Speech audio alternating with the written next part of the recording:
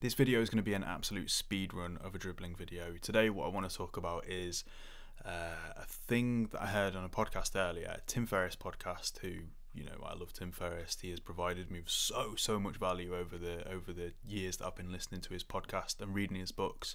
But the specific podcast episode was with Matthew Walker, who is now known as this sleep expert.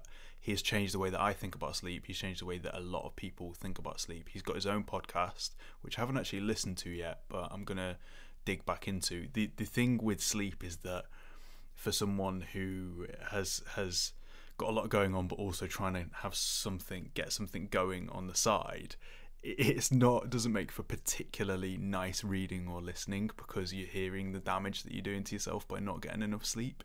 But then at the same time, you need to take that time to work on stuff, and this balance, this is like one of the biggest battles of my life, is actually, would sleep be better for me in terms of creativity, health, whatever, or should I stay up and edit this video and get the video out tomorrow, and so on and so forth. But the particular idea I want to talk about that he mentioned on Tim Ferriss's podcast, and there's a wealth of information in there, was that, and I can't remember the stats, but it was that couples where they had decided to do something called a sleep divorce, which essentially was where they slept in separate beds or even in separate rooms, drastically increased the quality of their sleep.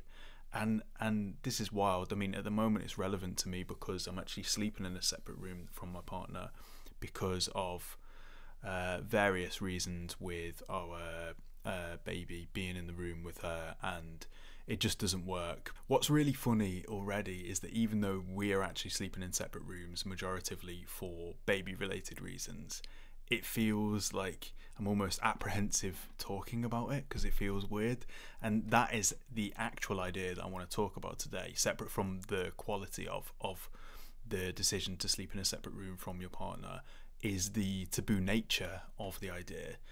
Matt Walker talks about this himself on the podcast, and he was saying that people aren't sort of particularly open to the idea because when we think of couples where the partners are sleeping in different rooms, we automatically kind of go, oh, relationship's not going too well, they're on the rocks, something's going wrong there, it's only a matter of time. And that's not necessarily the case, because what he argues is that relationships benefit from the two partners getting more sleep, because you're less likely to be ratty with each other, you're likely to be more empathetic, your different aspects of your lives are going to go well because you're actually well rested, and therefore you can perform at a higher level.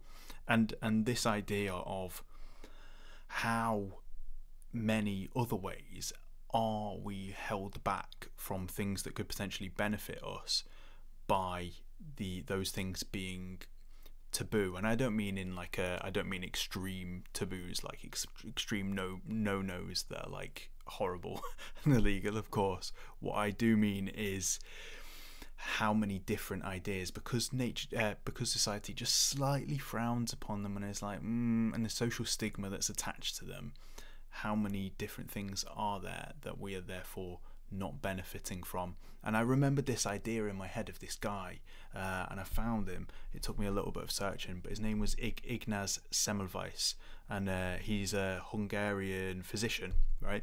And so this guy came up with the idea that there were loads and loads of deaths in hospitals in it's going to be the 1800s, and basically they were dying from so the mothers, right? The mothers were dying from puerperal fever, and he basically proposed that this was from, I can't remember if he specified that it was germs or he knew that yet, I don't know, but he proposed that washing your hands, the doctors that is, washing their hands would make a big difference to whether these mothers were going to get ill or not and die.